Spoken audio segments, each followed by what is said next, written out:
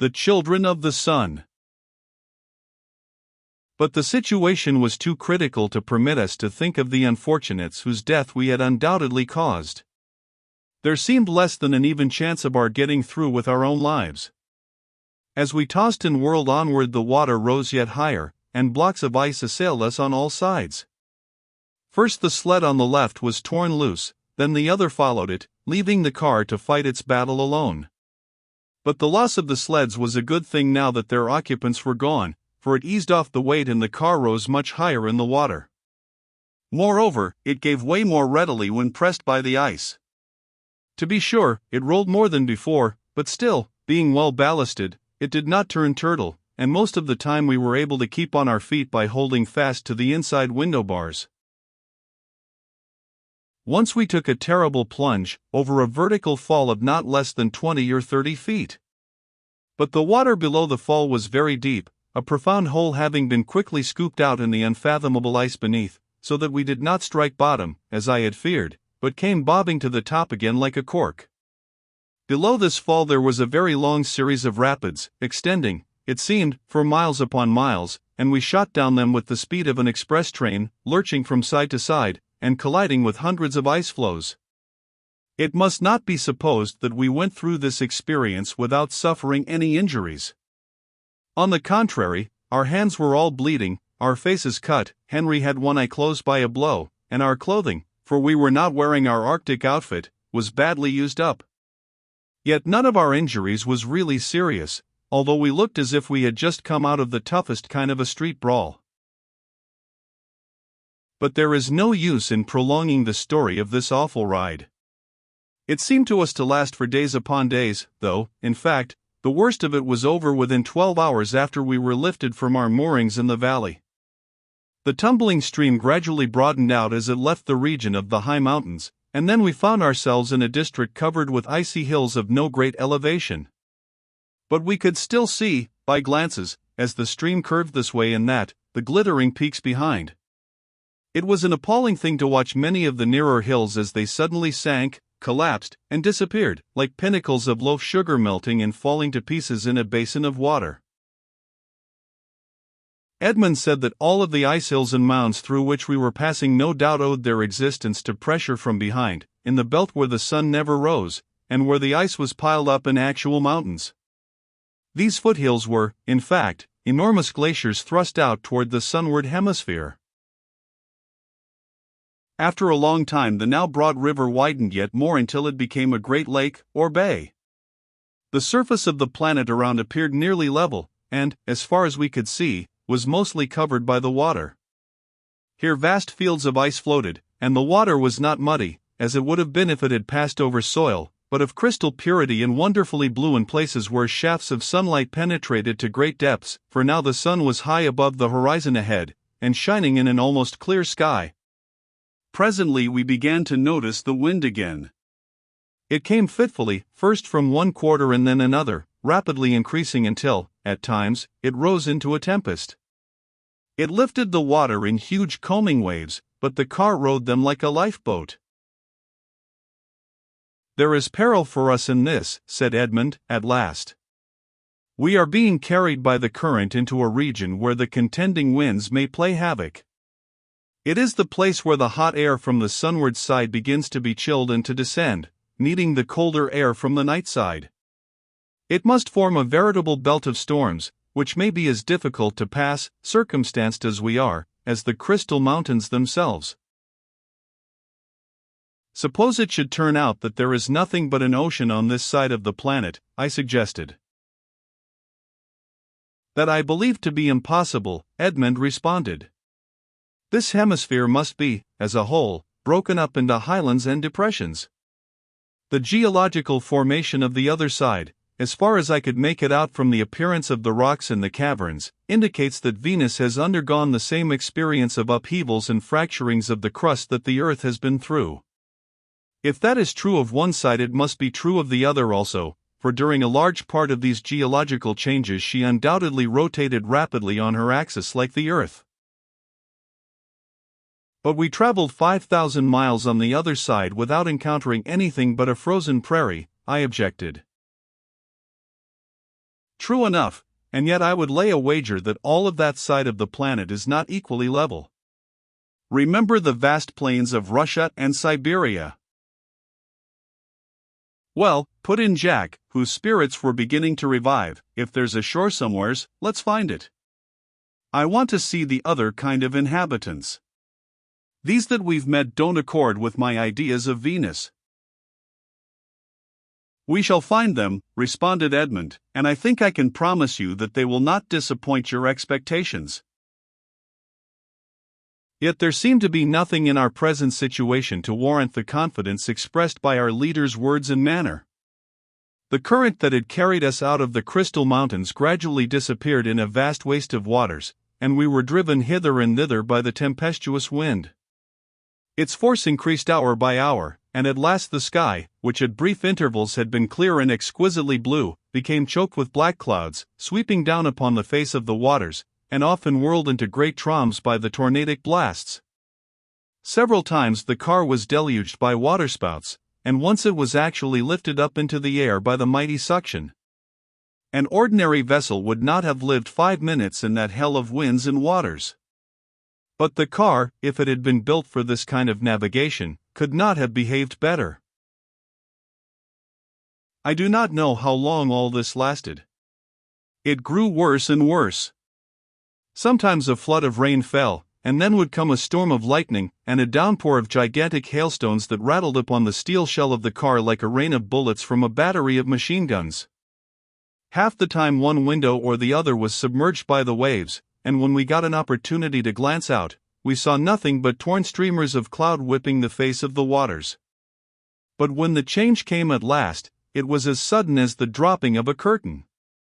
The clouds broke away, a soft light filled the atmosphere, the waves ceased to break and rolled in long undulations, and a marvelous dome appeared overhead.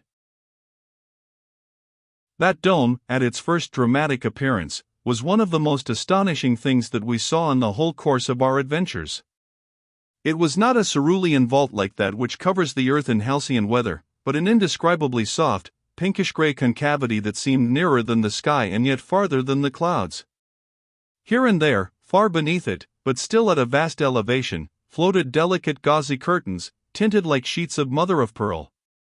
The sun was no longer visible, but the air was filled with a delicious luminousness, which bathed the eyes as if it had been an ethereal liquid. Below each window was a steel ledge, broad enough to stand on, with convenient holdfasts for the hands. These had evidently been prepared for some such contingency, and Edmund, throwing open the windows, invited us to go outside. We gladly accepted the invitation, and all, except Juba, issued into the open air. The temperature was that of an early spring day, and the air was splendidly fresh and stimulating. The rolling of the car had now nearly ceased, and we had no difficulty in maintaining our positions. For a long while we admired, and talked of, the great dome overhead, which drew our attention, for the time, from the sea that had so strangely brought us hither. There, said Edmund, pointing to the dome, is the inside of the shell of cloud whose exterior, gleaming in the sunshine, baffles our astronomers in their efforts to see the surface of Venus. I believe that we shall find the whole of this hemisphere covered by it. It is a shield for the inhabitants against the fervors of an unsetting sun. Its presence prevents their real world from being seen from outside. Well, said Jack, laughing, I never heard before that Venus was fond of a veil. Not only can they not be seen, continued Edmund, but they cannot themselves see beyond the screen that covers them. Worse and worse, exclaimed Jack. The astronomers have certainly made a mistake in naming this bashful planet Venus. We continued for a long time to gaze at the great dome, admiring the magnificent play of iridescent colors over its vast surface, until suddenly Jack, who had gone to the other side of the car, called out to us.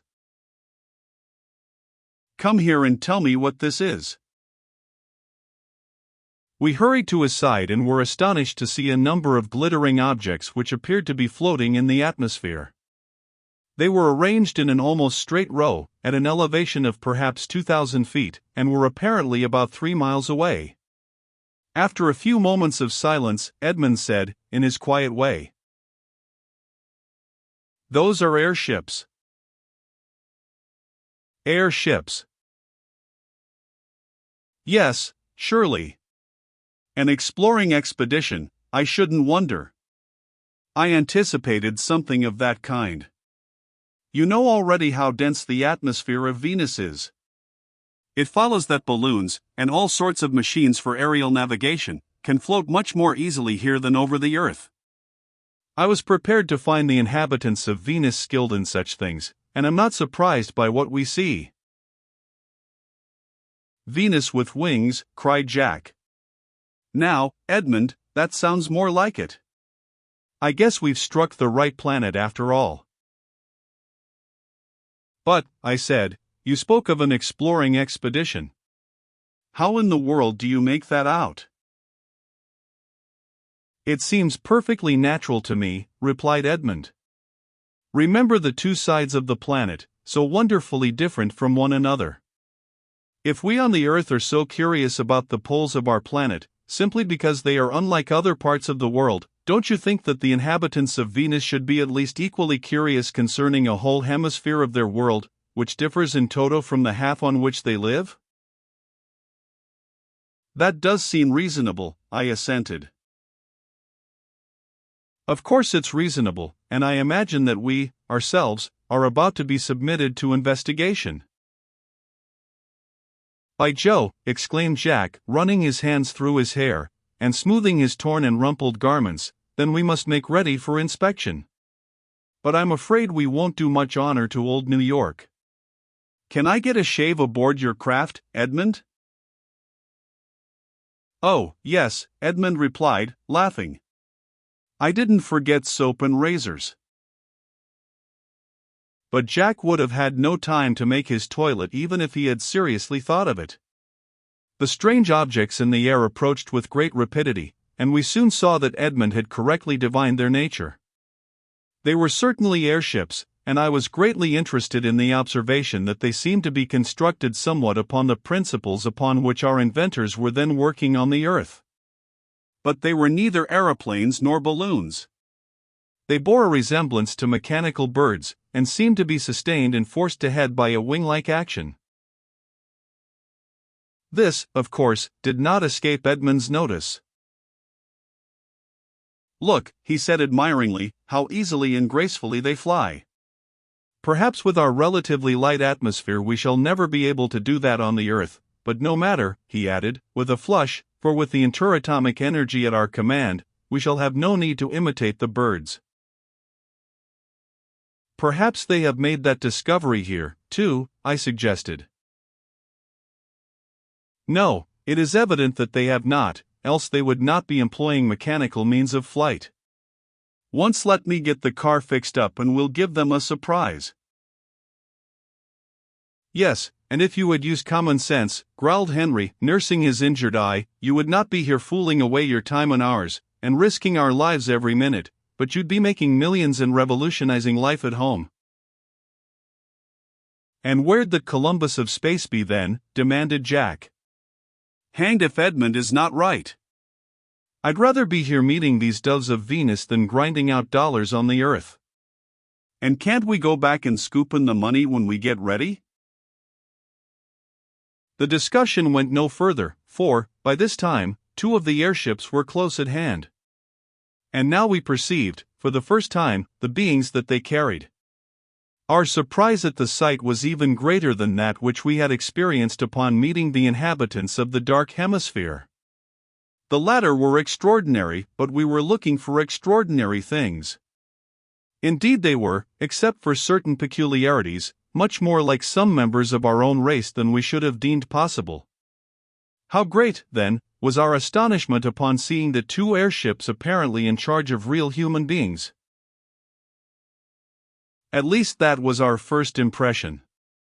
In the midst of the strange apparatus, which evidently fulfilled the function of wings for the airships, we saw decks, spacious enough to contain 20 persons, and surmounted with deckhouses, and along the railings enclosing the decks were gathered the crews, among whom we believed that we could recognize their officers. The two vessels had approached within 100 yards before being suddenly arrested. Then they settled gracefully down upon the water, where they floated like swans. At first, as I have said, the resemblance of their crews to inhabitants of the earth seemed complete. One would have said that we had met a yachting party, composed of tall, well-formed, light-complexioned, yellow-haired Englishmen, the pick of their race.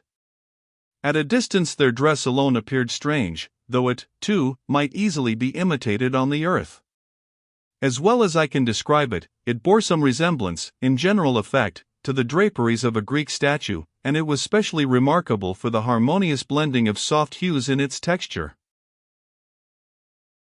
During a space of at least 5 minutes we gazed at them, and they at us. Probably their surprise was greater than ours, because we had been on the lookout for strange sights, being, of our own volition, in a foreign world, while they could have had no expectation of such an encounter, even if, as Edmund had conjectured, they were engaged in exploration. We could read their astonishment in their gesticulations. Slowly the car and the nearer of the two airships drifted closer together.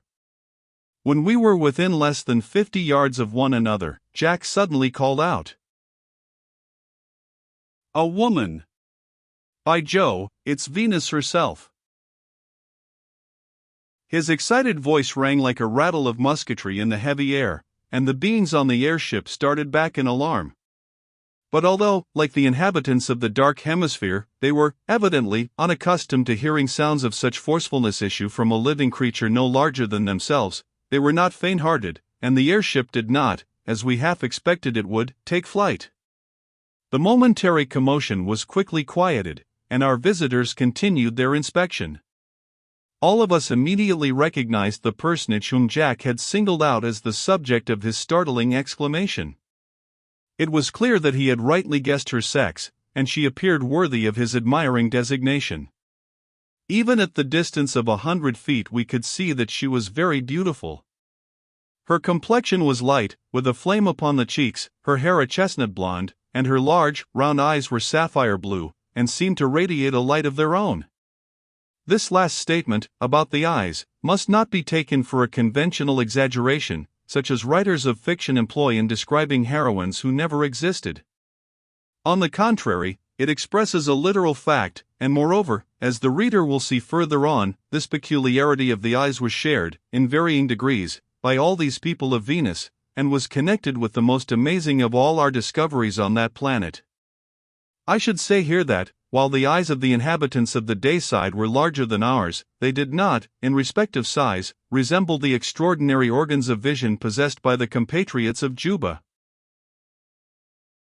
In a few minutes we became aware that the beautiful creature we had been admiring was not the only representative of the female sex on the airship. Several others surrounded her, and the fact quickly became manifest that they recognized her as a superior. Still more surprising was the discovery, which we were not long in making, that she was actually the commander of the craft. We could see that the orders which determined its movements emanated from her. "Amazons!" exclaimed Jack, taking pains this time to moderate his voice. "And what a queen they've got!" During all this time the car and the airship were slowly drifting nearer to one another, drawn by that strange attraction which seems to affect inanimate things when in close neighborhood, and when they were not more than 15 yards apart the personage we had been watching slowly lifted her arm, revealing a glittering bracelet, and, with an ineffably winning smile, made a gesture which said plainer than any words could have done. "Welcome, strangers."